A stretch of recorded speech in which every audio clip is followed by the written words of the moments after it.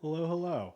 Figured I'd take a bit of a departure from the standard rant and then play a game kind of format I've had going on for the past few episodes and do just kind of a shorter stream. It's just about talking about stuff. If the No, I'm not sick. I, I I should be fine. Why? Do I sound different? I wonder why I would sound different. Hmm. I mean, I feel fine, so hopefully that doesn't progress into tomorrow because that would suck. Uh, oh yeah, speaking of tomorrow, there's going to be a new channel schedule instead of Tuesday, Wednesday, and uh, Saturday. You sound like your throat is tight. It's weird. My throat actually feels fine. Uh, do I sound? Yeah, it does sound a little different. It doesn't feel any different though. Let me hydrate. Yeah, Saturday, Sunday, Monday is going to be the new streaming schedule, as opposed to some big long break in the middle of the week and then another big long break after just one day. I don't really like the way that works out for me very much. I just liked streaming Saturdays. Uh, Not what the fuck is 10K? Ted K. Who? Ted K is short for Ted Kaczynski. You might know him better as the Unabomber.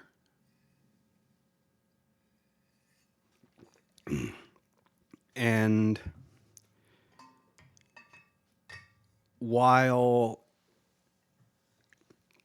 he, yeah, based, nah, dude, he was unironically based. The stuff he did wasn't very based, but the views he had, like he called a lot of stuff, man. Very very interesting man. Like I've actually done a fair bit of research on him. Like I've watched a few documentaries. I've listened to a couple audiobooks and stuff like that. And like dude was like unironically smarter than most people will ever hope to be. Like in terms of just sheer thinking IQ power. Like his brain was that swole. The dude was like, oh man, what was it? I think it was like a 160, 165 IQ, like well past genius level.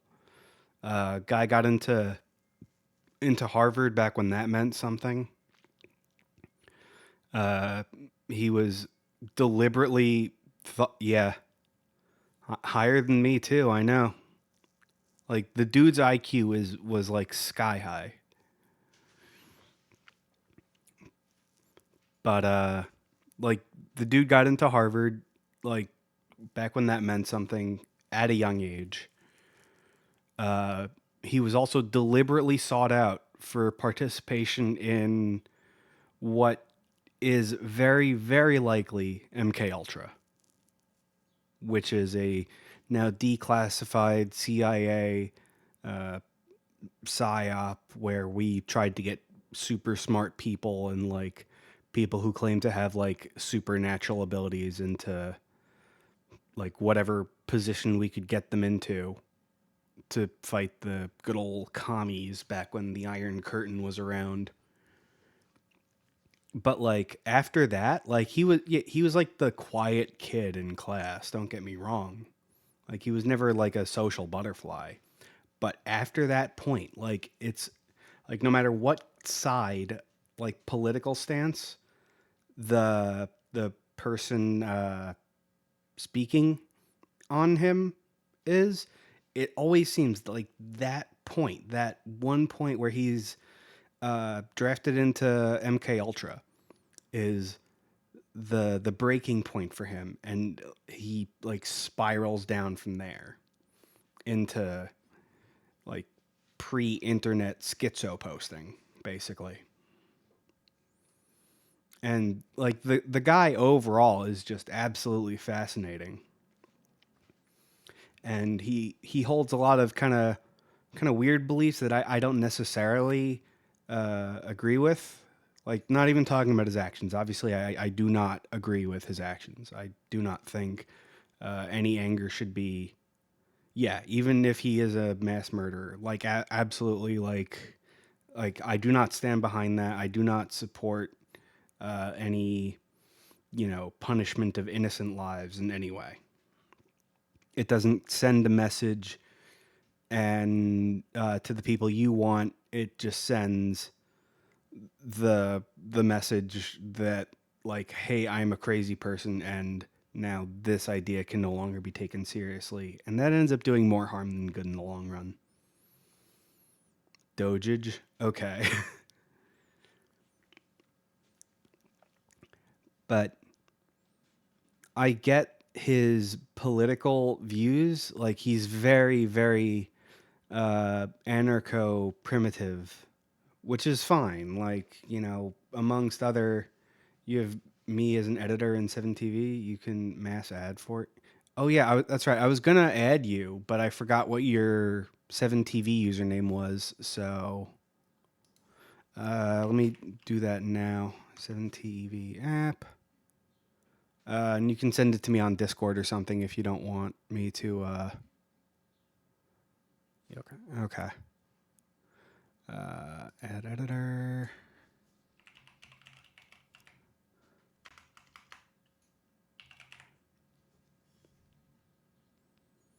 There we go.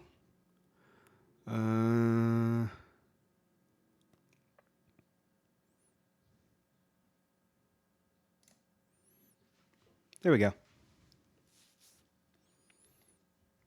All right, you're an editor.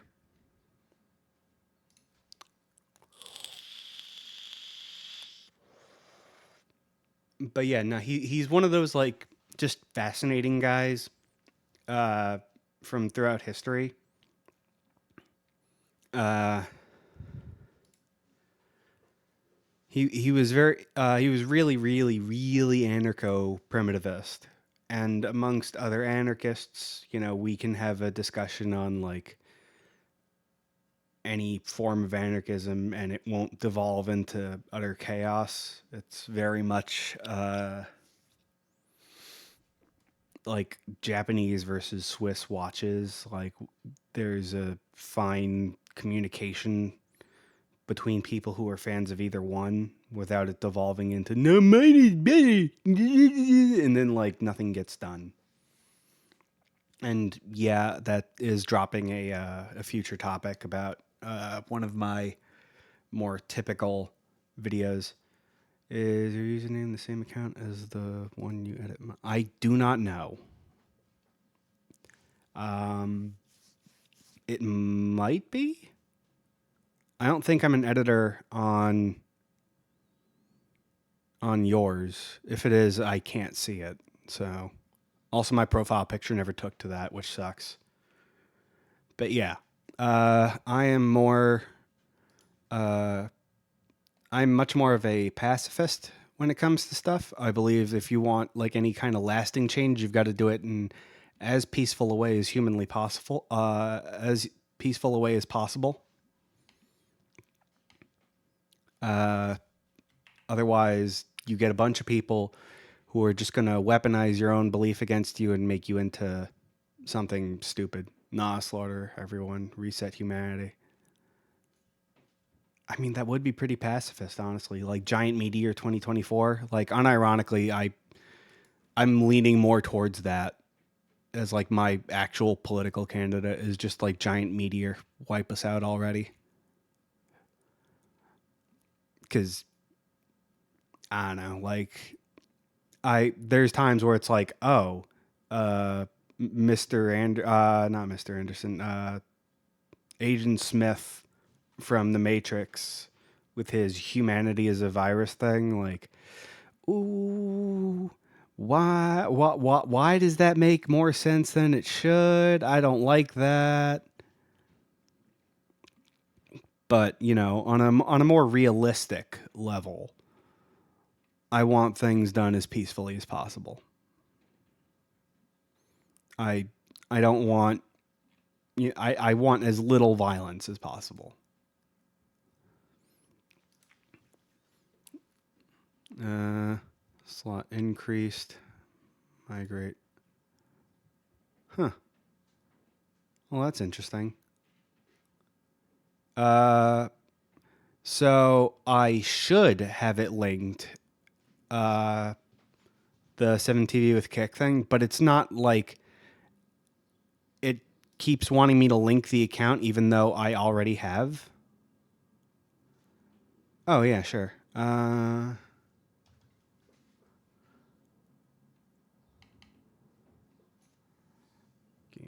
Gaming scene. So I go over to 7TV and it says like, "Hey, link the account," even though like, yeah, these are my account. Like those are the emotes I have set for Kick. So very interesting.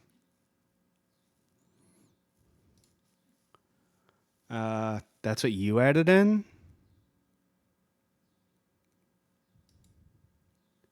So wait, you had to add them in. It didn't add them in for me. What?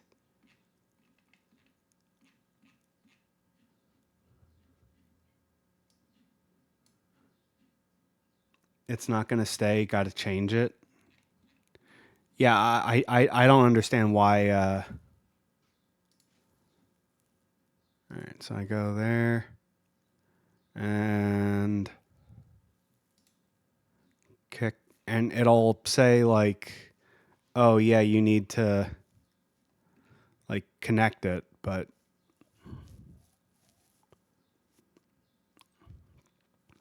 I don't really understand. Um,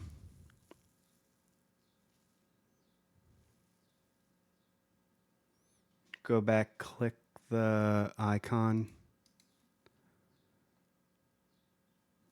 mute.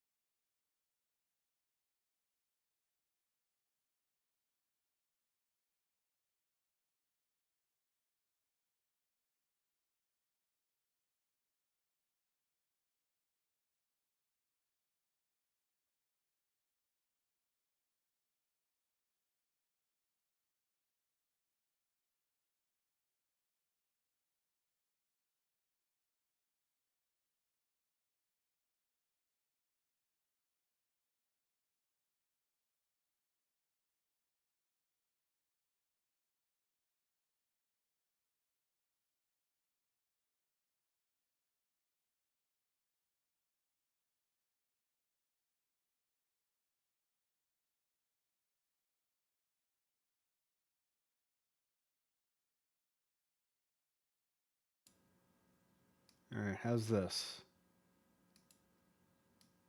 Can you hear me Can hear talking that. now? I hear it. Yeah, you're Okay. good now. Okay. Very interesting. I had to toggle each one like off then back on again.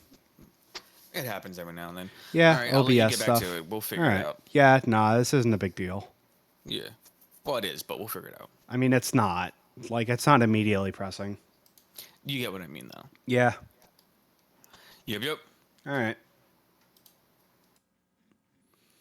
So, Levi, you did a thing to a kitten. How does that make you feel?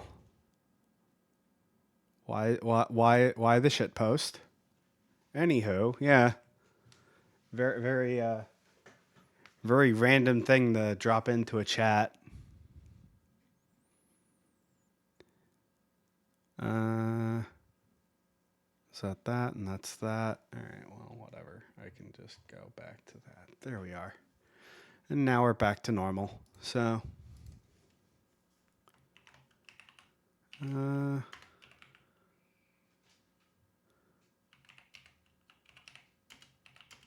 wow, nothing after that. You really just wanted to come in and say that, huh? Okay. Fair enough.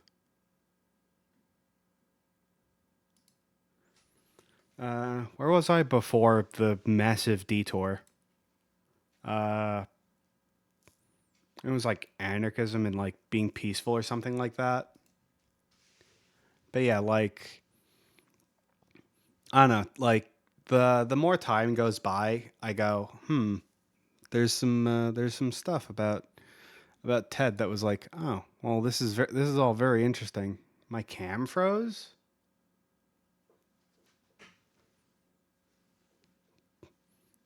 because of course it did. Uh, oh, I'm good now. Okay, at least it wasn't a permanent thing. That's good. It froze for like a solid minute. Nothing is gonna go my way today. I mean, at least my internet connection hasn't dropped out on me again, so that's cool.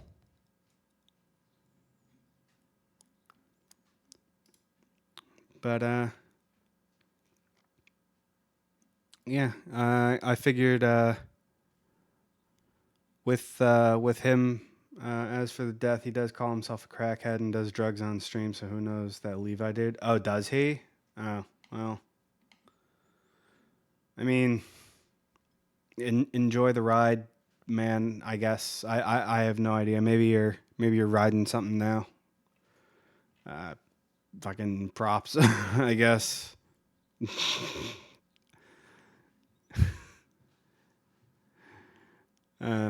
Just don't ride the lightning too hard, my guy. All right, you don't want to end up in a ditch somewhere sooner than you want to be.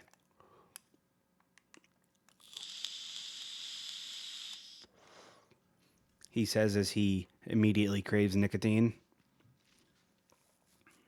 But yeah, no, I figured I'd do my let's chat my just chatting thing as a more kind of Q&A type thing. So it's not going to be just like one thing. It's going to be like this is going to be the overall structure. You looked at one of his VODs getting very I'll stalk a woman and kill her if she denies me vibes. Oh, so a very nice guy. Oh boy, the kind of dude who nope. I'm not getting into that. That's too much even for me for something that I'm literally just testing the waters on. Because I don't know if I'm gonna keep the just chatting thing going for the foreseeable future, or if it's gonna be like this and like maybe like a once a month thing, or if it's gonna be a weekly thing. Uh,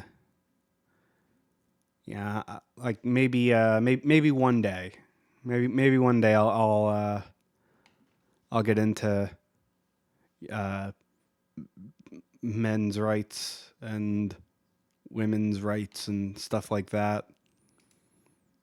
This is more just, kind of surface level, like, hey, like, I happen to be an anarchist and, like, a human being. Like, if you have a question, just ask it. I don't care. It doesn't have to be about politics. It can be about, like, what's your favorite game? What kind of weather do you like? You can make small talk with me. It doesn't matter.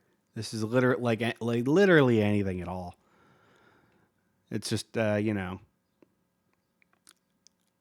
less of a rights thing, more of a creep. Yeah, no, I get that.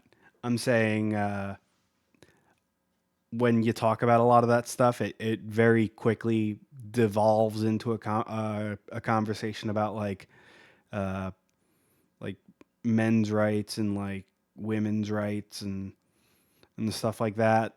Like, oh yeah, we have the right to X, Y, and Z, and it's like, well, yes, but that wasn't the point I was making. The point I was making was that, this instance was bad. This has nothing to do with rights. This is a this instance thing. I'm not trying to extrapolate into something much bigger than it actually is. It's something people should probably not do as much in general, because nothing's getting done right now. Unfortunately, I would love for, stuff to actually move forward, get like actual green initiatives going, maybe fix the homeless problem, maybe, do something about worldwide hunger, worldwide poverty. No, let's bicker amongst ourselves about which skin color has it worse, about which gender has it worse, about which sex has it worse. Yeah, yeah, shit like that. Like I'm not trying to get into that like immediately. I might go into that down the line. This is just like I'll answer any question. Don't get me wrong. It's just I just happen to be an anarchist, so the quadruple A thing kind of works pretty neat as an anagram. Like, don't gotta explain yourself. No, I know. Well, I mean, asking about something and getting like a detailed explanation. Talk more about Unabomber. Okay. So it's pretty universally accepted among like many, many different people of various beliefs that he started kind of losing his shit after MK Ultra, and I think that he became this kind of like idealized version of what he wanted, and I don't think he could live up to that either, because I've had more than a passing thought about going like full Thoreau, Walden, live in the woods, give up on society, like leave me alone. I want a hammock and a dog. Like, especially nowadays with inflation being what it is, because that's fucking wild. So I get that appeal. I get the, let's abandon this technology. Yeah, I do too. But again, like PC, like modern comforts are so comfortable. Like I don't know. It's gotten to the point where I don't know what I would do without my PC. I mean, I could get like I can get by on like an old cell phone that has a headphone jack that I literally use to just play my music on and have like a regular phone on the side that I do everything else with. Or like, like a decent MP3 player or something like that. But I don't know. I don't think I've got the willpower to give up all the comforts of modern life like that. I really don't. And the fact that he was able to is pretty cool. It's very very based of him. I mean, then he started sending bombs to United Airlines and universities and shit like that to make a political stance, and that's where we start to disagree. Even if the message behind what he was doing uh, was something I might agree with. The actions are no bueno, not good, very not based, very unbased. Even though I do low key vote giant meteor every time, or Harambe, or wherever, uh, whatever meme vote there might be. But he was a very interesting guy. Like there's no doubt about it. Like he brought a lot of attention to uh, different forms of anarchism, green anarchism, anarcho primitivism, like all got brought onto the map in a more political sense that people were willing to take seriously because of him. Like we had hippies and shit for sure who were all like peace, man, love and whatever, and they were, also very anti-capitalist by nature, by being willing to share and live free off, whatever. But even once hippies were around and like part of mainstream society, they were immediately the punchline to every joke. They weren't taken seriously. So, okay, yeah, that's like a way to bring attention to something. That's definitely that's definitely something to, you know, make note of. Like even if nothing else he did, even if he did nothing else, bringing attention to green anarchism is something that's cool. Also, what was the title of his book? I think it was like The Industrial Revolution and Its Consequences. It's a fascinating read. Like genuinely, it's a fascinating read. It comes off kind of schizo posting e. Like I recently played through Dead Money on stream, and like he comes off very much in the same vein as Father Elijah does, where he's like this insane man who's gone like even more bonkers by how lonely he's gotten over the years, because people do actually need on a very physical, spiritual, like mental level, like every single level of us craves human interaction at least sometimes. Like you shutting yourself off like that isn't good. Shutting yourself away like that isn't good. That's why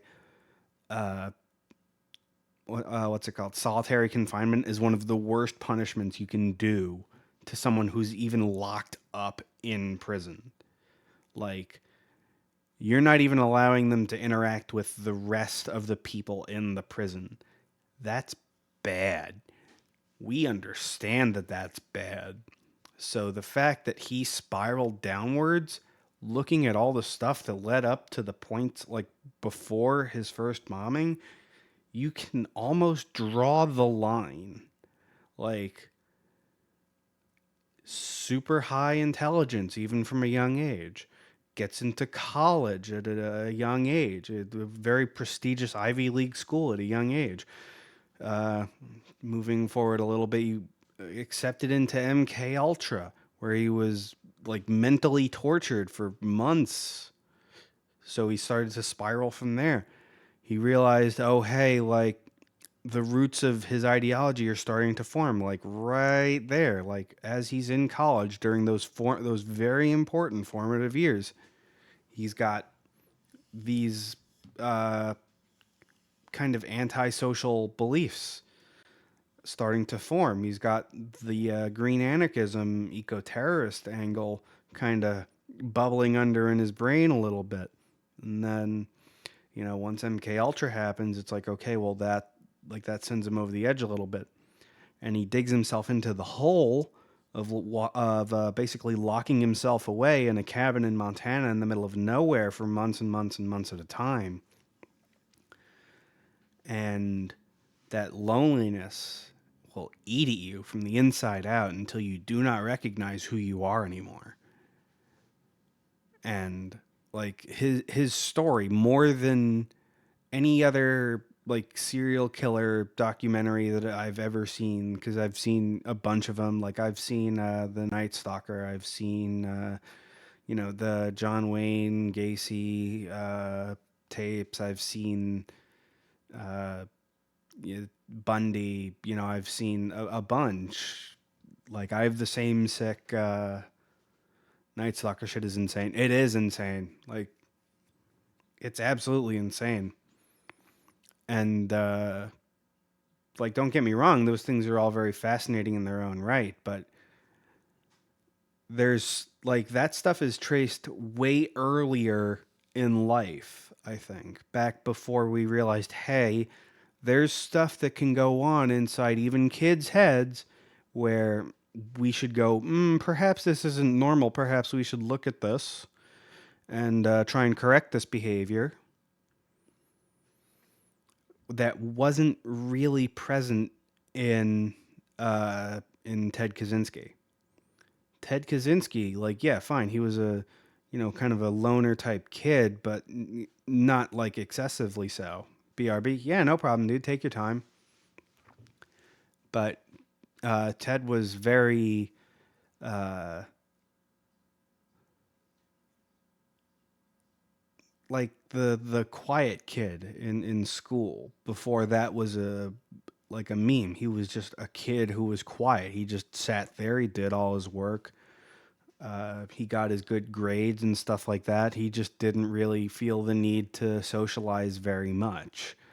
But that little bit of socializing is what helps. He also had the support of a family structure around him. He had a brother and a mother and such that he could, rely on for at the very bare minimum communication, which is good. But you can see the as we take things away from the human person, how they break and what comes of us plucking those feathers out of the psyche of the human chicken and it gets to the point where you started off with a normal regular chicken, but after you've plucked it, it looks like a different animal. And the same thing happened with Ted. And it was this very gradual, very point by point thing that is not really seen in most other serial killers. And, I'm fully willing to admit I have the same sick obsession as many other people where it's like, wow, the serial killer documentary or something. Like, oh man, I want to watch that because I have a sick fascination with weird stuff. The Chernobyl disaster series on HBO is a phenomenal show, and I think you should definitely give it a watch if you haven't.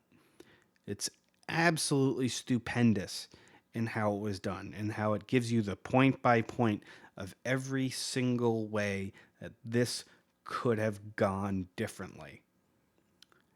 And it draws a very good parallel to Ted Kaczynski's life.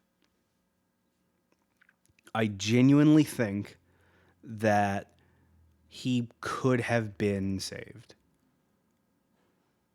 If not from his views necessarily, from his actions. Because I do agree, quite honestly, with a lot of his views. The Industrial Revolution started this chain of events that led from the 5-hour workday where you just kind of tended to your crops for a little bit and you went back inside, you like did the laundry or you prepared food or something like that, like you did your household chores and that was it. You got to spend the rest of the time with your family. Once the Industrial Revolution happened and all of these families that were farm tenders and kind of not really homesteaders, but like people who worked on farms, all of a sudden could no longer afford to do that. So they had to get these industrialized jobs. So their 5-hour, 4-hour workday, maybe a 6-hour workday if it's bad, very quickly becomes a much, much longer than that.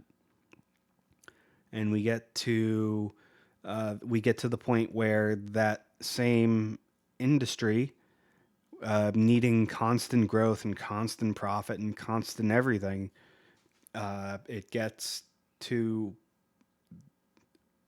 let's call it welfare capitalism, where like the government is kind of sort of looking out for the little guy, but like no, they're still totally being exploited. But there's at least a social safety net there.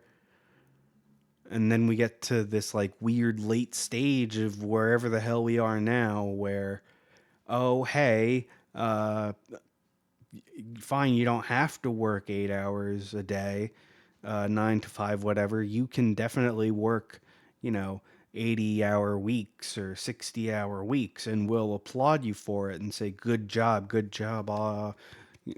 Grind on that grind, that hustle culture. And they don't even have to force it upon us anymore. We've decided, hey, this is just good. This is just a thing we do now, even if it's at the detriment of our social skills, our private lives, our personal lives. We don't have that intimate connection where those hugs and those laughs and all this other stuff will mean what it used to mean. You know, fine, you might talk to your coworkers or something like that, but it's very rare that you'll have a deep conversation that's satisfying to your soul in what you're talking about. You know, you might talk about the game last night, or you know the fight that's coming up tonight, or what movie is on, or you know something like that, like what TV show you're watching. But it's all very surface level. It's not personal. And as that industry developed, we also decided, hey, if we're making this money now, some of us can just kind of go to work from a different location instead of living in the city, and thus the suburb was born. And like they might be called apartments here in the city, but I guarantee you, as little as I know about most of my neighbors, I guarantee you I know more about my neighbors than the average person who lives in the suburb knows about their neighbor. Because there's a physical land barrier between you and your neighbor. There is a fence, there are two plots of land, and you two are very likely not on the same schedule. So, how often do you realistically interact with your neighbor?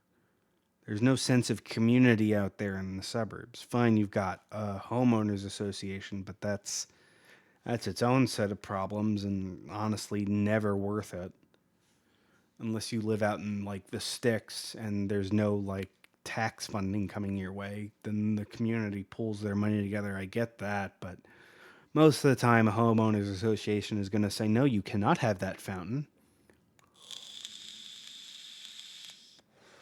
I do not like the shade of paint that you pick for your house.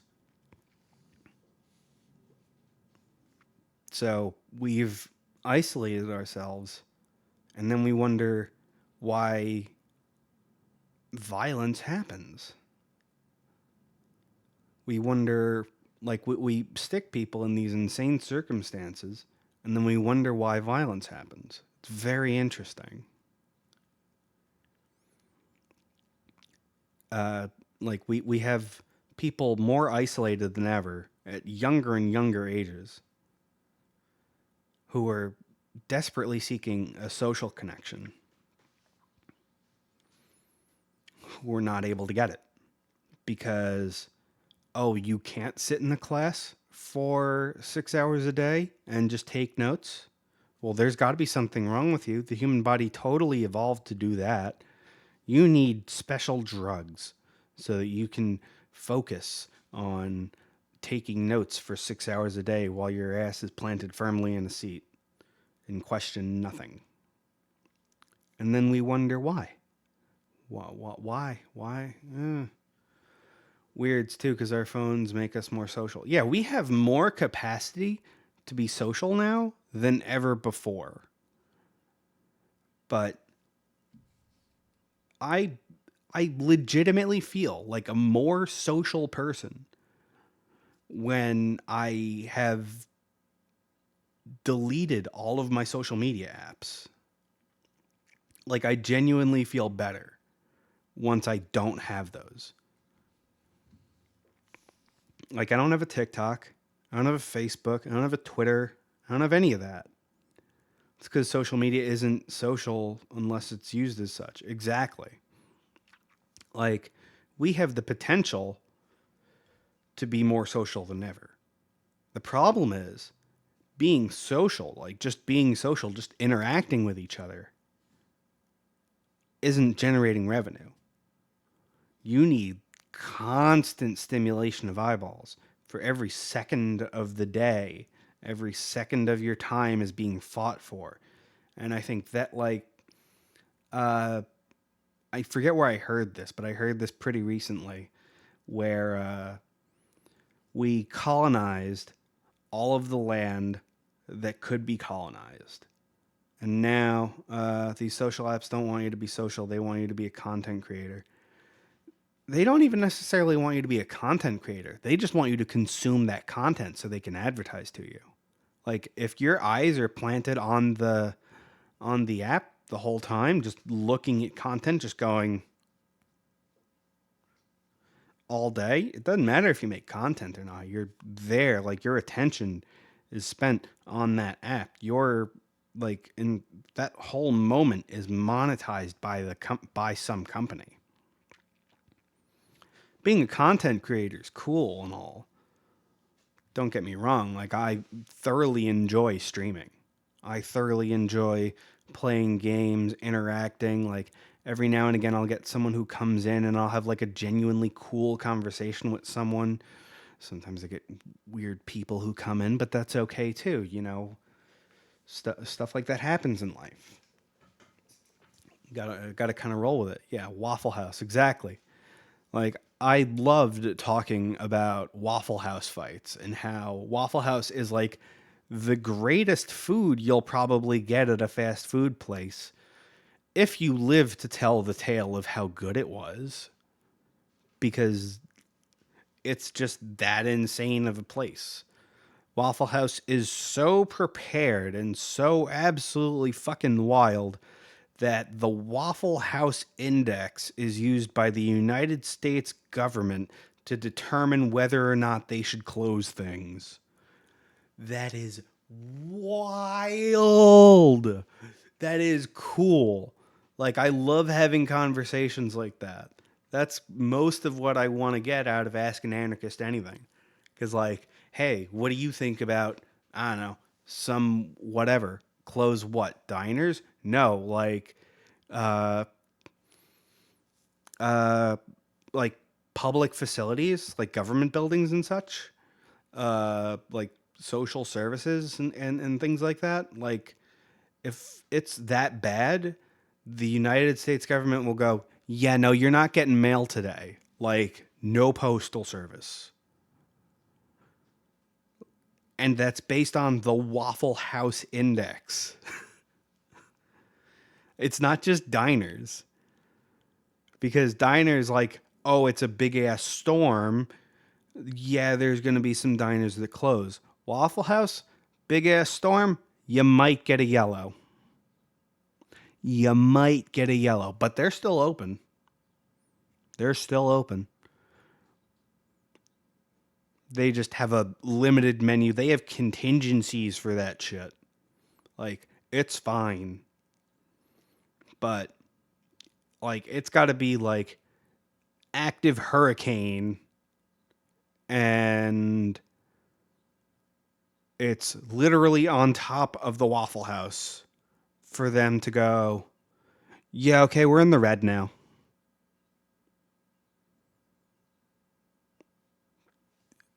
An active hurricane, first of all, like, the word hurricane in hurricane season, and it's like, hey, yeah, it's kind of heading towards the northeast. And I'm going, man, I'm not going to be able to get bread for like a week because I know it's already gone. I know, like, I already know because everyone else freaks out. If I was down south, I'd just go to the closest Waffle House and I'd be fine. They'd be like, yeah, nah, bro, it's Tuesday. Like, ain't nothing but a thank to us. Don't matter. Like, that's how, I don't know, like, it's it's wild, it's cool, it's interesting that, and it's something that you can genuinely just like look up. It's like, oh, hey, the Waffle House Index, and they've got contingency plans, and people will actively go to Waffle Houses because they have those contingency plans in place because that's how well they're prepared. And I think we can extrapolate that kind of outwards to how unprepared most of us are. And I don't mean like on a person by person level. I mean like on a neighborhood by neighborhood level. Like, who the hell thought it was a good idea to go, you know what? All of these hurricanes happen every single year. Let's make all our buildings out of glass. Oh, hey, we get tons of earthquakes all year round because we're on a fault line. We're like a mile out from a fault line. Hey, let's build all our buildings super close to the ground, made of like clay, because that's gonna work. That'll be perfectly fine. Hey, let's have our very dry climate uh, that's literally next to an ocean, but we can't do anything about that because all of our water's privatized. What? We are so unprepared because we've just refused to look at bigger pictures, refused to see things from different angles. In We were talking about Japan, I know, in the previous episode because you were talking about you said that you wanted to move to Japan. In Japan, they retrofitted a lot of the really, really old buildings with these columns that run down the center of the building so that when an earthquake happens, because Japan is, again, another one of those places where there's a lot of earthquakes, they're right by a fault line. All of the energy from that earthquake travels up that center rod, leaving the rest of the building basically untouched. Like, maybe you'll feel the earthquake a little bit, but it's not this mega disaster. It's not this like life-changing event. It's just, oh, well, it was a mild inconvenience for 20 minutes. It's interesting how unprepared we are for so many things. Japan is so fucking smart when it comes to building buildings. Yeah, they really are. I mean, they're smart as shit when it comes to a lot of things. Like, they figured out, hey, uh, scooters good, bikes good, high speed rail good, buildings good, and traffic's not really a big deal there, despite how dense the population of, say, Tokyo is. Like, sure, yeah, there's traffic, but the denseness of Tokyo versus how spread out Los Angeles County is, because Los Angeles County is fucking massive. I mean, it is like just dumb how big that county is. Have like the same level of traffic. That's wild to me. Like, and Japan is even going, hey, we will give you money to not live in Tokyo if you're moving to Japan or if you're planning on moving. Please don't come to Tokyo to live here. You can visit, absolutely. Just please don't live here. It's crowded enough. They already had that forethought. And we're over here going, well, where do we stick another suburb? because yes, suburbs are the answer to our problems, and then we wonder why vertical farming is has got to be a thing. Like, why? We shouldn't have had to come up with these asinine solutions when we could have just planned better to begin with.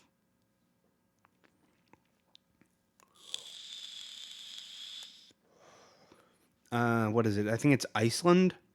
Iceland. I don't think anyone in Iceland has a heating bill because all of their heat is thermoelectric because they're like right by this like vein that leads to a volcano, so they get all of their heat energy from there. That's awesome. We have the ability to do stuff like that. We've got massive amounts of space. The United States is not a small country, it is a very big country. We have an insane amount of space that we could stick wind farms and solar panels. You know, optimizing each one to whatever better suits the area. But instead, we go, okay, fine, we'll give the oil company another $1 billion, another several $1 billion.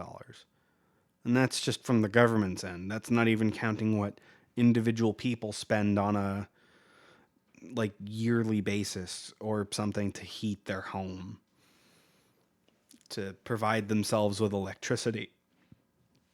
Instead, we go, you know what would be good? Like, we're kind of running a little bit shy on oil. Let's drill for explosive gas. Okay. We didn't need to make this decision. And all of these things, like you can like see the chain of events that had to occur for countries to end up where they're at, for neighborhoods to end up where they're at, for people to end up where they're at. Like, it's a very similar chain of events. It's not like, oh, well, just out of the blue, we had this one crazy asshole who fucked everything up for the rest of us kind of thing. Like, no, that's not it. We can literally fit the entire world population in the Grand Canyon, and it would only take up 1/4 of the space. Yeah, yeah. What was that? I think it was like The Simpsons or something, or like I don't. No, it wasn't The Simpsons, but it was something like that. Like they stuck a bunch of like they stuck like a bunch of people in like this canyon and like covered them in like an ecodome because they were like the last people alive or something like that. So like humanity could kind of recover itself inside this contained space while Earth reclaimed itself on the outside. I'm trying to think of the name of that of what that was, but it's probably not going to come to me. But the fact that we have these ideas now that not all that long ago were dystopian. You don't know what it is? I mean, it's fine. It's probably not going to come to me. If it does, I'll just like say it randomly, I'm sure. Like I'll just go, that's it. It was this thing. But uh, like ideas that were not all that long ago considered dystopian are now just, oh hey yeah, this is just normal everyday life. Like this is Saturday. That's it. Yeah, well, just a day. Like we could have made different decisions. We could have looked at stuff more critically. We could have said, hey, that looks like it's going to be a problem. And instead of making everything this big political debate, we just had a conversation with each other and we probably would have arrived at a conclusion. Because, like, there's so much stuff that is needlessly political. It, but that's another thing. That's another algorithm thing. Like, the more times they can push doom news on you, the more times you're going to click on the article, the more times you'll probably go, oh man, I don't want to subscribe to the New York Times. I don't want to subscribe to the Washington Post. I don't want to subscribe to like this newspaper, that newspaper, whatever it happens to be. Eventually, yeah, you might crack and go, okay, fine. Like, I'll just give them some like money or whatever so I can read what this article is. So that you will become more angry or more sad. Like, we do these things to ourselves. And I I can figure out a lot of things because I have the gift of critical thinking and hindsight. Like, I can go, well, that seems that was an issue. Like why didn't we do anything about this? Because like that led to that, and that led to that, and that led to that, and then that happened, and like you're really gonna be surprised now? Like, seriously?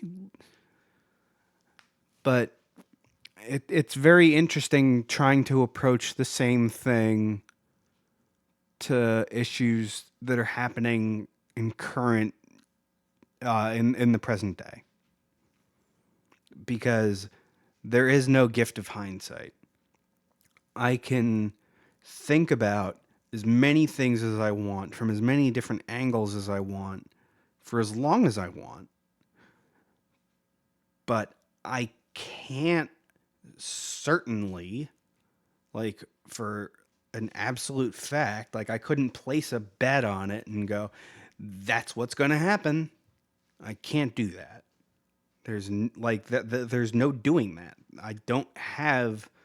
Uh, I don't have the ability to see into the future. So that's why we need rash dictatorship to surpass people to fix the world. When we kill the dictator, let people live, the community in peace, not society at large. I mean, honestly, I think we're heading down that road inadvertently now. Because, like, we keep handing over more and more control and more debt over to people who have no idea what the hell they're doing for the name of, like, safety and, like, whatever. And they end up having more control. And I think eventually we're going to come to a point where that's just going to kind of break. And, you know, much as I am a pacifist, I don't think that's going to fly.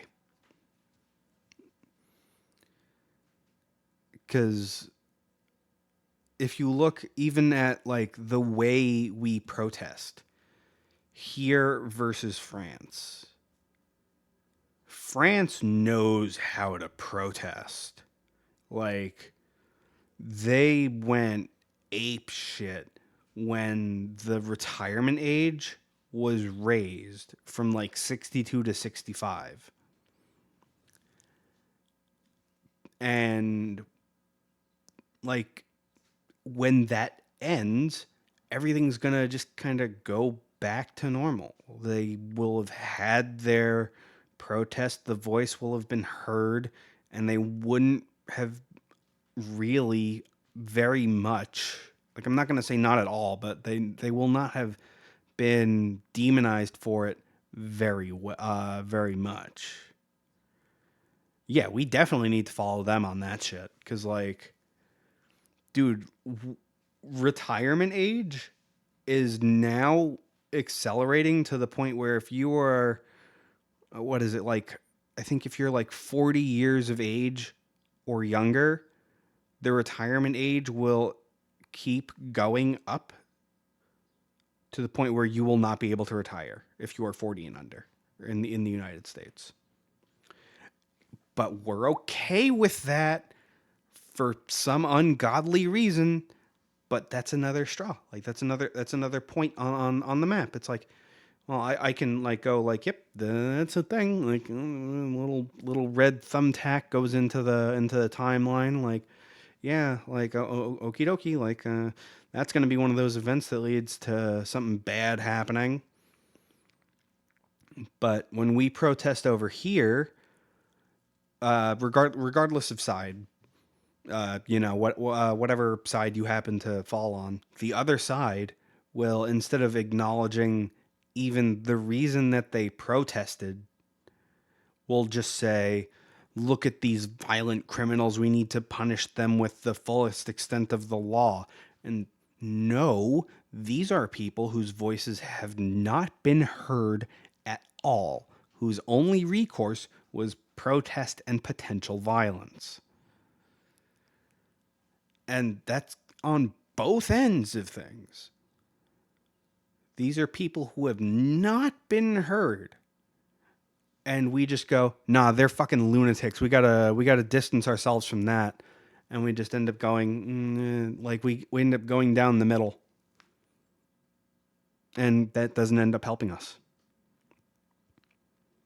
Which is why all this stuff has got, like, all these things that were either non-issues or things that were, mild, like stuff you could talk about with your grandma or something like that.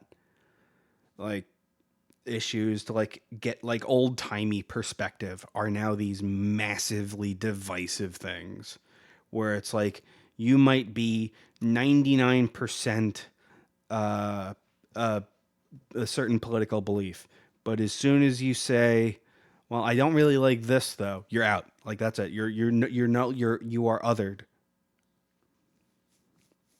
And that happens a lot. That's another time where it's like, it might not be on the same, like, timeline as, oh well, the protesters are being mean people, like, like that, like, red thumbtack. This one's going to be like a blue thumbtack for every person who gets ostracized from groups like that. Like, that one's going to be like a blue thumbtack where it's like, that's going to be one of those straws that sends him down a bad path. Like, if something happens, like, we can probably trace it back to this point right here. But I I do not, and I'm fully willing to admit this. I am not able to go, well, that's where these points are going to lead to. I can't do that. I wish I could do that, because then I'd have better answers than think about everything critically before arriving at your opinion. Hear every side that you possibly can on a subject before arriving at some kind of conclusion.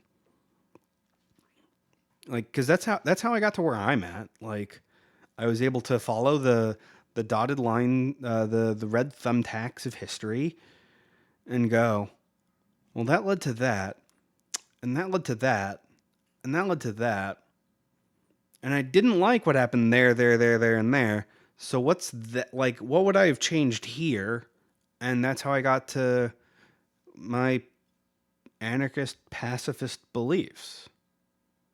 Like, those are, like, that's how I got there. It was like thinking critically about stuff that people would say, okay, this was a definitely a good thing, or like, hey, this thing was like definitely a bad thing, or something like that. And it's something that's it's fairly uniquely American in a way that not much else is. Because, like, America's got, like, an assload of problems, like, for sure. But our inability to think about stuff for longer than a commercial is weird. It's so weird. Like, the average attention span worldwide has gone down, I'm sure, because, Silicon Valley has taken over our lives. But I don't think it's gotten that bad anywhere else. I genuinely don't. Because, like, we can tie the lack of an attention span to a lot of other things. Uh, the way we eat here, the way we deal with our problems here, how each sex deals with problems here. Like, I'm not talking about, like, like the trans community or something like that. I'm talking about like the standard like men versus women debate thing, before that took off. Because uh, new as it is, I don't have a firm enough grasp on the way trans men and women deal with problems. I don't think there's been enough like observation of that yet. But we do have a lot of data on how men have looked at problems and how women have looked at problems throughout history. And it like all of these things, it's just back back to bullet points. I don't know, man. Like it's weird. Like I've thought about many things that just kind of started from some aspect of the Unabomber's life. Like I know like that went like full circle, and it was like that was a complete like that was one thought line for me, because there's so many things that it's just like, well, that's like kind of like you follow the dots. You got to connect the dots. Shit's wild, man. So, I applied that same like connecting the dots logic to how I approach consumerism in general. Your shit's usually tame. What do you mean your shit's usually tame?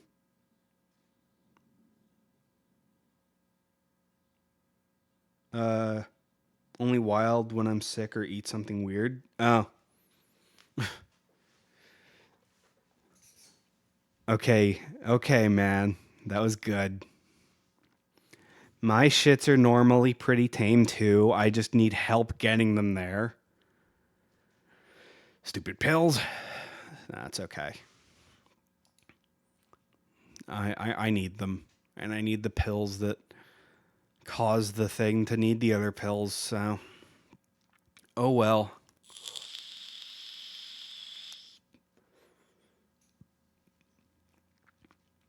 But yeah, if you can apply like critical thinking to the way that you would approach some other aspect of your life, it doesn't necessarily need to be consumerism. That's just where I found I can have the biggest impact on my life, because money is not something that easily comes to me. So I figure if I can maximize that amount of things, okay. Like I can maximize like how that dollar is spent by thinking critically on something. I will absolutely do it. This way I don't have to think about it. This way my energy can go towards something else. And you can apply that towards some other aspect of your life that is probably more something that you've thought about. Maybe it's your job, maybe it's how you cook, maybe it's the way you walk your dog or how you treat your dog, or like maybe it's child rearing if you're a parent or a caretaker. Like you can apply the connecting dots critical thinking line of thinking about the world to a lot of things, and you will get your own personal best because it's you who's thinking about it. It's not just you going, well, this guy said this, and this guy said this, and I read this somewhere, and just regurgitating those, and those are becoming your opinions. Those are becoming, the way you do X, Y, and Z. Because if I listen to self help bullshit from like books and YouTube videos, I would end up somewhere between uh, Let Yourself Cry and uh, Jordan Peterson's lobster metaphor. Like neither of those things help me as an absolute. You've got to find something that works. And to do that, you've got to connect a bunch of dots. And yeah, that takes a lot of time. But I promise you it's worth it. All right, like whatever political belief you end up falling into because of the way you applied your dot connections in your own life, that's fine. Like that is the sum of what has gone into your life. That is the sum of the way you think about things. This is not right or wrong, right versus left, uh, liberal, Democrat, whatever. Uh, I don't care. Those are all things that are going to be unique to you. So you can have, at that point, a genuine conversation with someone to stimulate the very human connection that you need to survive on a soul level, to grow as a person from the point where you're at. It's not about finding some weird isolated echo chamber. Now my camera's frozen. Okay. It's weird because it's not showing anything as it wasn't showing anything as being weird in OBS. I have no idea what happens.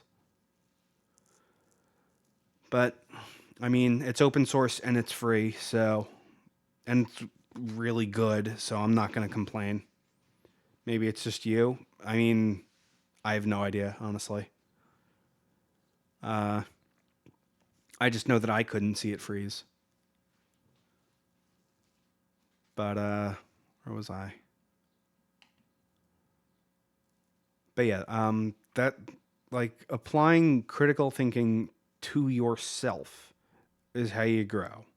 This way, when you get a new red bulletin point or a blue thumbtack or whatever, however you want to think about it, you get a new dot to connect. You can arrive at it in a manner that is unique to you. And then you can have a conversation in good faith with other people without having to resort to being in an echo chamber, because that just sends you down the lot of blue thumbtacks to the bad ending, like a fucking horror video game. Like those blue thumbtacks will send you down the bad ending for sure. And nothing gets done. You don't learn anything. You get more isolated. This way, you have the ability to have a good faith conversation. You can think, hey, maybe I was wrong. I always hope that, like, whatever topic that I'm engaging in, especially if it's something that, like, I've arrived at that conclusion recently, I would love to be proven wrong, because it's a different perspective that I was forced. Okay, BRB, yeah, no problem, dude. But it's a different perspective that I was forced to think about, and I'm willing to accept that in good faith.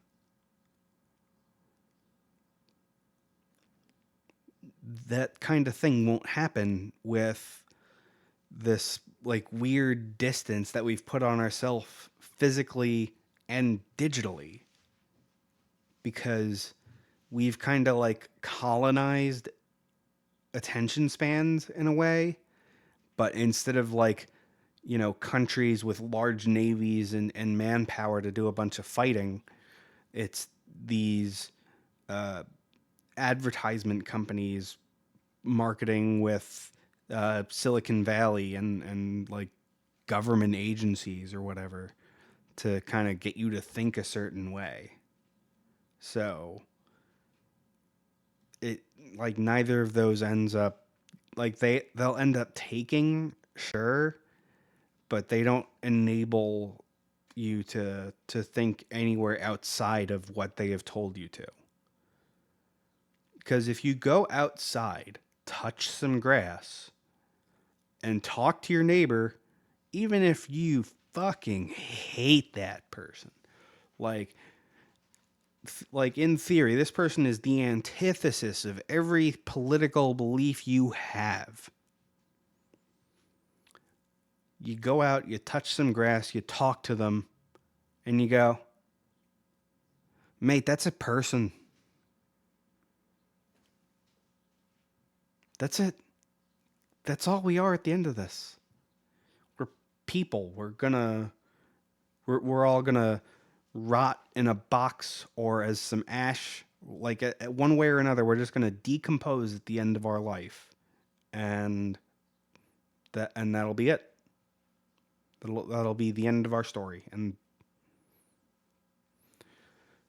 we have more in common with each other than we realize. But that separation, that lack of connection, is driving so much of our loneliness. And it's gotten to the point where like everyone is their own kind of like mini Ted Kaczynski, retreating to that cabin in the woods in the middle of Montana, because that's our safe space, that's our echo chamber, that's our whatever, that's our home or something like that. That's not to say that that's a bad place to be. It's just a bad place to spend every moment of your life. Loneliness will break you. If you are left alone to fester with a set of thoughts, it's going to break you. Like, yes, absolutely, we should all have, like, certain things going on in our lives. Every now and again, going to that safe space is very helpful. Enjoy your stay. Oh, thank you for the follow, Venom. I appreciate. Enjoy.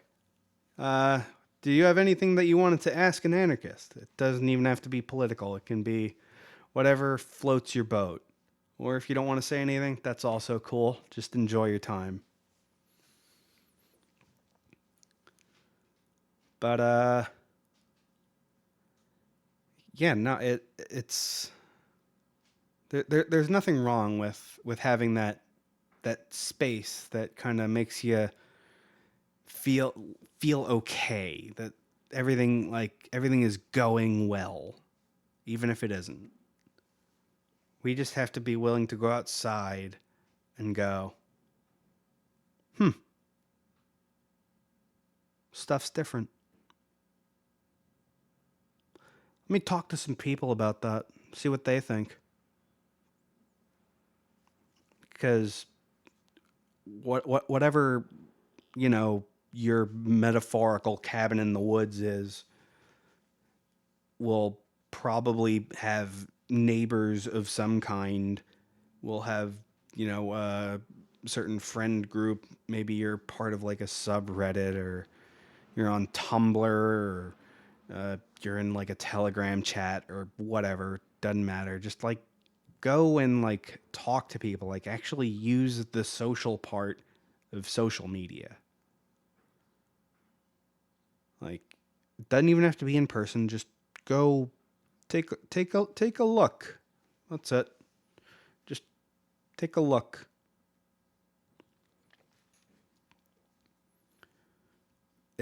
It just don't spend all your time in that space. All right? Cuz I said earlier, I was like, "Hey, look, like this is the trail of red dots that led up to Ted Kaczynski being the Unabomber. This is the trail of like blue dots that stemmed off that trail of red dots that led to like, this, that, or the other. Like, we all have our own trail of red dots that lead up to where we're at. So while we cannot predict the future, at least most of us can't. I don't know anyone who can, unless Matt Groening actually does have a fucking crystal ball, and that's how he's able to do so many goddamn Simpsons episodes that are just somehow on the money. You probably don't have a crystal ball or the ability to see into the future either. Just take note of those red dots. Like those times where it's like, something tells me that this is going to be one of those dots that changes my life a little bit. Not even a lot.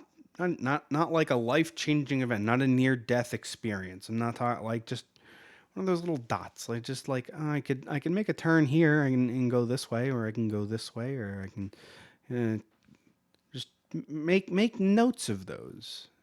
That's important. Like those are what we have to end up looking at in ourselves at the end of our lives and go, yes, I am happy with how my life was lived. No, I am not happy with how my life was lived.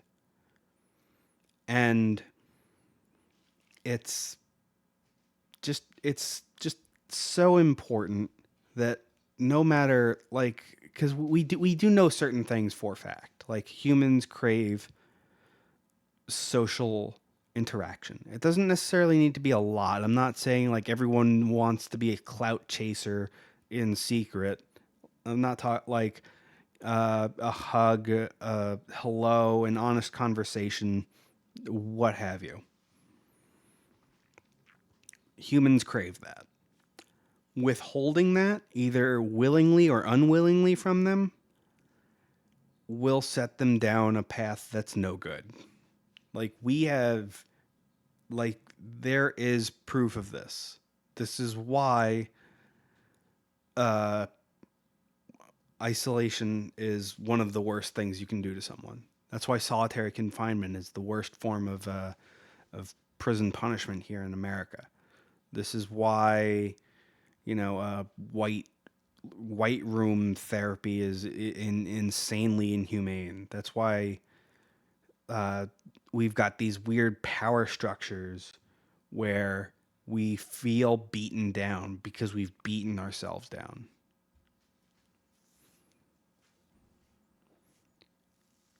So go out digitally, physically, whatever. Just talk to people. All right? You're going to need that. Don't be Ted Kaczynski. Because that dude was a genius. Like, certified genius. And he was broken by festering in his own thoughts. And I think that's where real change is going to start. When we start talking to each other.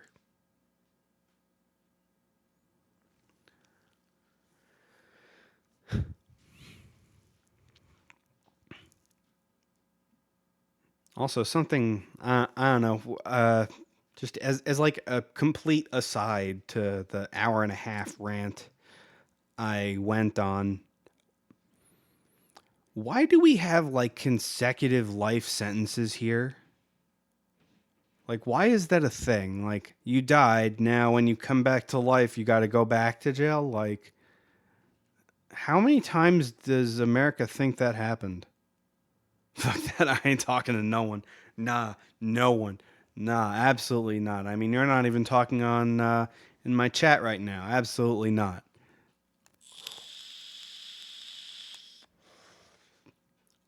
But I don't know, like the consecutive life sentences thing gets me.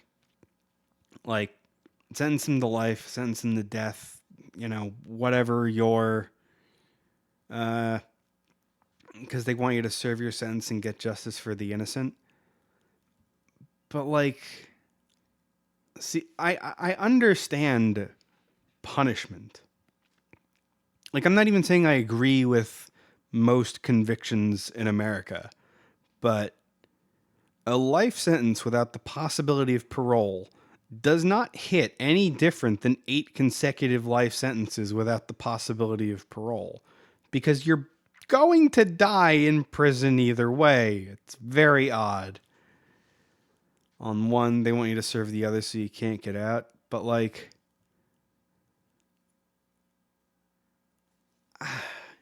I don't know. I think it's so wild to me. Like, I get that if it's like, oh yeah, you have like X life sentences with the possibility of parole. But Ted Kaczynski was sentenced to 8 consecutive life sentences without the possibility of parole. Not concurrent life sentences, mind you. Consecutive life sentences. So if he comes back, we have to find him and lock him up again, even though we can't prove that that's him who came back to life. How many times, like, I'll give you 2 consecutive life sentences without the possibility of parole, just in case you happen to be literally Jesus, biblical Jesus who rose from the dead on Easter Sunday, Jesus. I'll give you that. All right? But 8 times? That's just fucking weird. That seems like it's not even that it's excessive, cuz it's still you're gonna die in jail. It's no more excessive. It's just, why is that a distinction? You know what? I'm gonna look that up. Why consecutive life sentences exist? All right. So back-to-back life sentences is also to limit the eligibility of defendants to parole. Okay. Just say without parole. I don't understand.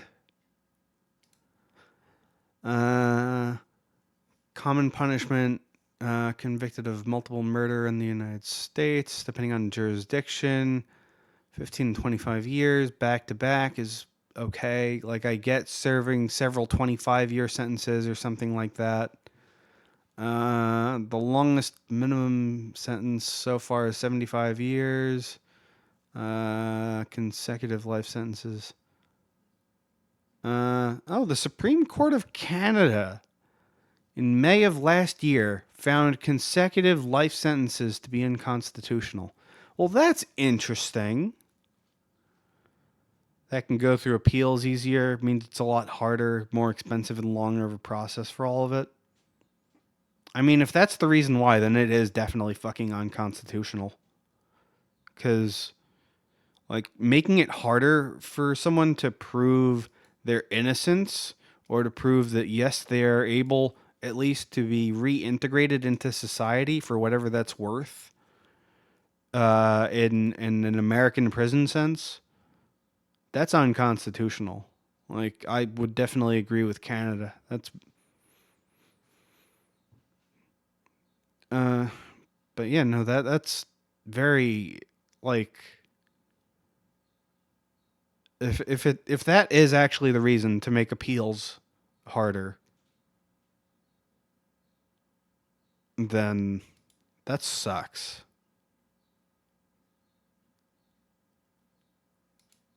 Like, I'll even, because I know depending on where you're at, you will have like several sentences that add up to years. So like you get like wacky numbers. Like you get like, I sentence you to 1,000 years in jail for all these crimes you've committed, because that is what each of those crimes tallied up to if given X sentence. So like even that I'll go, okay, fine. But like a life sentence is different. Like, that is a guaranteed you are spending the rest of your life in jail. Like, I don't know. Because I know that they can say that you do not have the eligibility for parole at any point in time during your sentence. Not if there's a chance for parole and can be appealed. Yeah, like I get the 1,000-year sentence thing because you can get paroled on those 1,000 years. Like, oh, I, did a bad thing. I learned my lesson and I'm not going to become a recidivism statistic. Like, for whatever that's worth in the American justice system, I'm willing to accept. Life sentences, though, are absolutely weird to me because you can get one without the possibility of parole. So, if you have multiple of them without the possibility of parole, then, like, it's literally just unconstitutional with extra steps.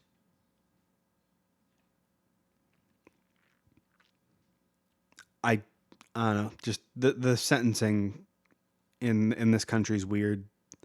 The justice system in this country is weird, though, to be honest with you. Like, all of it is just, like, I see where it came from, but how we got here is just like, what? Like, and not even like a confused what, like an angry what, like a Lil John what.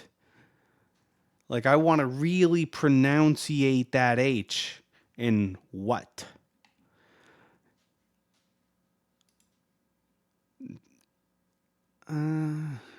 Yeah, no, I'm still it's also like, of all the information that you can get on a place like Wikipedia, the fact that like back-to-back life sentences is 4 paragraphs,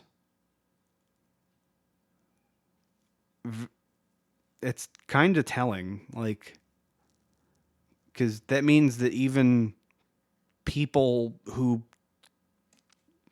edit Wikipedia pages for like fun to like actually get like information out into the world, not like, I'm going to do a little bit of trolling by spreading some misinformation on the internet. Like, people who do it legitimately and in good faith don't have a whole lot to say on it. Like, there's one reference for the whole page.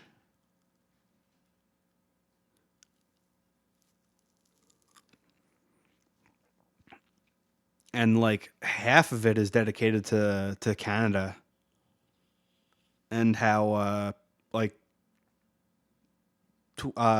stuff that's happened since like 2011, and then like in 2022, like it's weird how much of it is like just the same stuff that I just mentioned. Like, other countries allow multiple concurrent life sentences so they can be served at the same time. Like, I get that.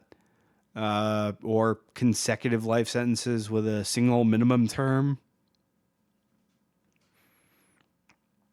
But it seems to be a strictly American phenomena. Like, at least nowadays, like, if I were to rewind the clock 12 years, I would go, yeah, no, this is at least a North American phenomena. But now this is just a United States phenomena. Because places that we think are like way harder on crime don't have consecutive life sentences. Like, they might just like straight up kill you. Don't get me wrong. Like, do not go to Singapore with weed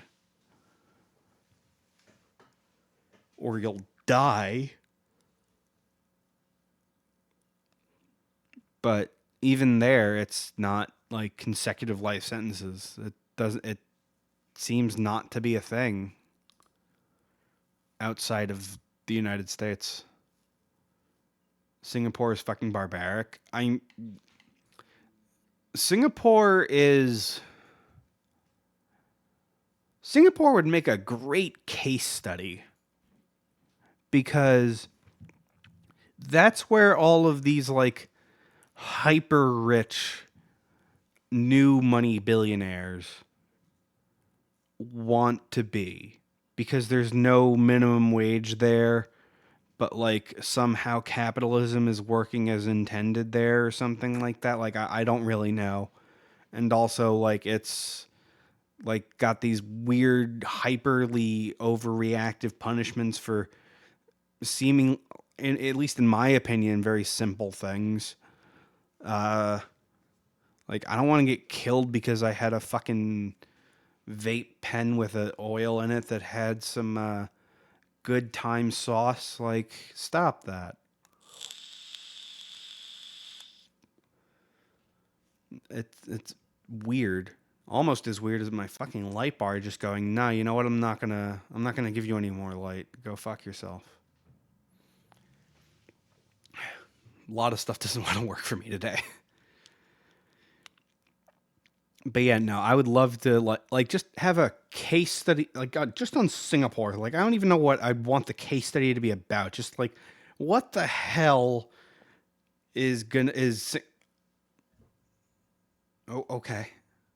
Like what happens in Singapore in like 30 years? Like I want that case study, cuz no other place on earth is like, as at least as far as like modern time, like present day happenings, is like that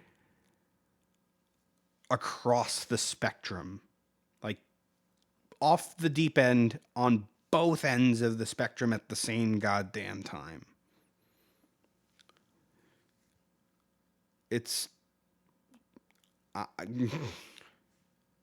I don't know. I just know that like I don't know much about Singapore to begin with. I just know that like their laws are like very strictly enforced, and that uh like they have a low recidivism rate there if you ever do get out of jail. So something's got to be going on differently over there that we're just like not being told here.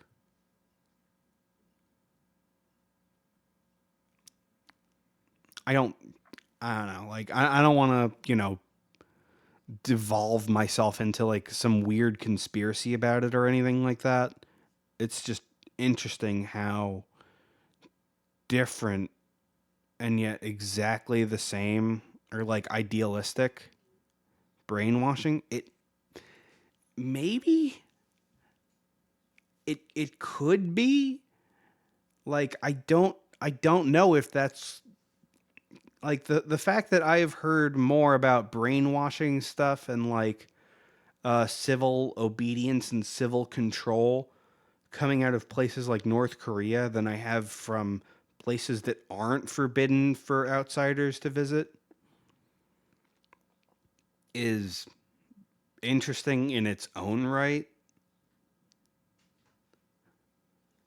Like maybe it's brainwashing, maybe it's social conditioning, maybe like it could be any number of things. It's just I have no idea. I legit I don't know. Like if someone from like Singapore is currently watching or is like a follower, or like someone who's from Singapore, like reach out to them and like have them like, I don't know, hop in chat, cuz like I would love to know what the hell is going on. Like maybe not today or something, but like work something out, and like, even if I'm like in the middle of playing New Vegas or whatever, like if I get like a chat from someone and it's like, oh, hey, yeah, I'm from Singapore. And like, my friend told me like, oh, you want to know about like X, Y, and Z. Like, yeah, no, tell me, like, I want to have a conversation about that shit. Cause,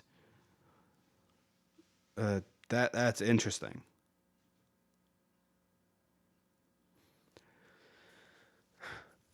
And, oh man, I've been live for an hour and 46 minutes. That's actually pretty good. And my router hasn't blinkied on me. And aside from what might be some camera glitches in my light deciding to say fuck you for a few seconds. I'm not going to give you any light. Stuff hasn't really gone wrong, so that's nice.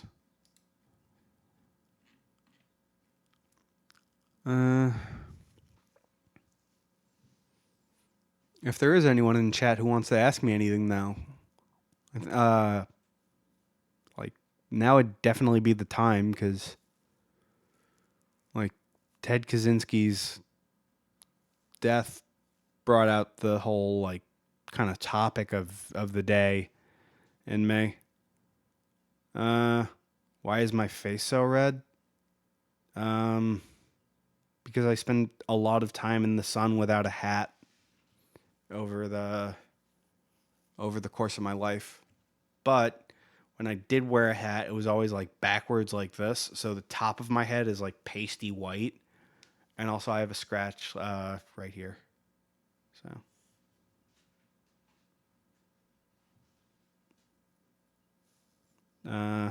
but yeah, instead of a redneck, I'm red face. Red face man. That sounds racist, but it isn't.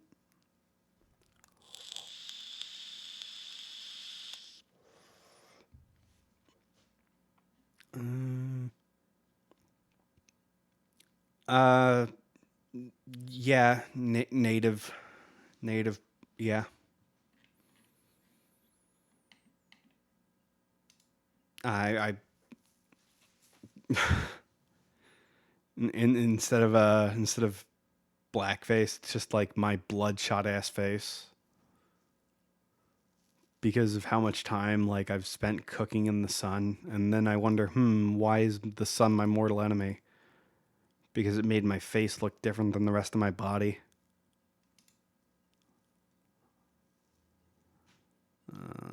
Let's see. Do I have a small thing I could talk about? I don't think I've got anything else I can really talk about today. At least not even tangentially related to Ted Kaczynski. Like, I wanted to, share some thoughts on him because he passed today. But I didn't have a whole lot like planned originally. I just wasn't gonna stream today at all because stuff didn't want to work for me all day. But I am glad I managed to get almost 2 hours out of the stream, so that's nice. I mean, I suppose this is as good a time as any to start looking. Maybe I can see what someone else is doing. Kick wanted to be. Yeah, I think I'm gonna be ending it in like a couple minutes. I mean, if I get another viewer, I can hopefully host Prince, because that'd be cool. Send him some love. But yeah, I think I've explored a lot of stuff today. I hope whoever was following along, even if you were just listening and weren't really involved in chat so much, that you got at least some entertainment out of my rambling, if not like a nugget or two of wisdom or something. Yeah, it would be something. Give it a few minutes if it pops up there. Yeah, exactly.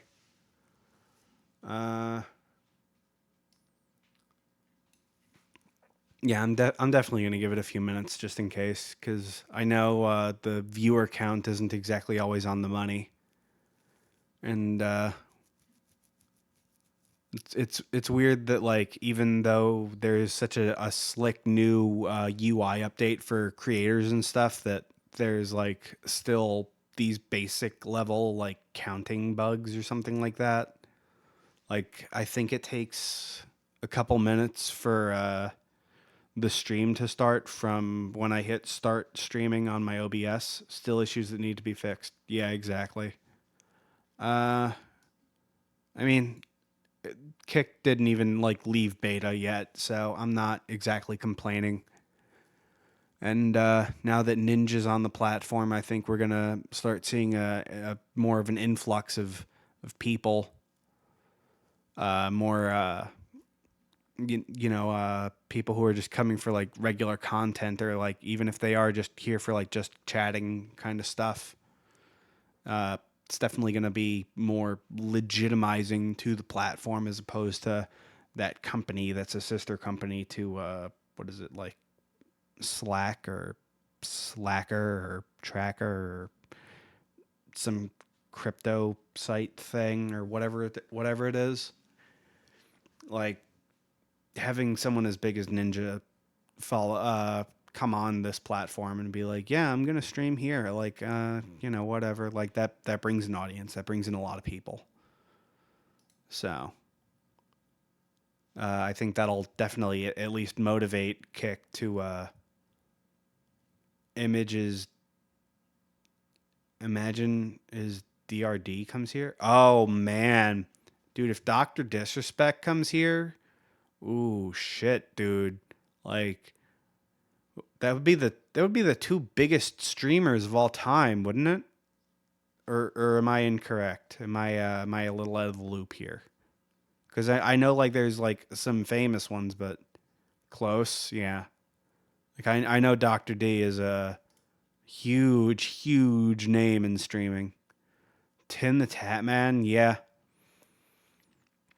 yeah. Oh, I mean, I'm not really sure. Like I know that like Ninja was like looking for a home for a while because like he went from Twitch to Mixer to I think YouTube, and like he wasn't really happy with YouTube. It was just like the best option he had. But I think Dr. D and Tim are both like relatively happy where they're at. Sag no home, yeah. Like I think they're both relatively happy with where they're at. Oh yeah, all right. Let's host the boy Prince, and I'll see you guys later. Have fun. Love you guys.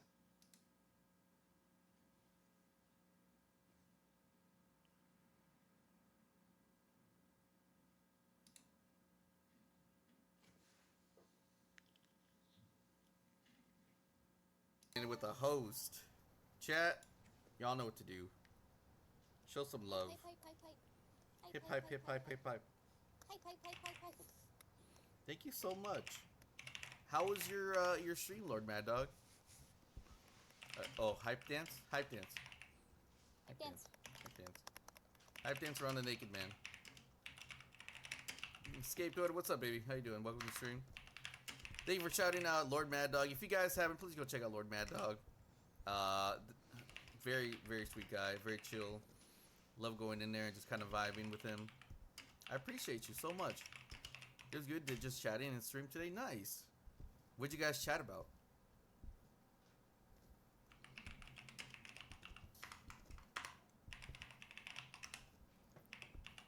We've been playing some Demonologist here.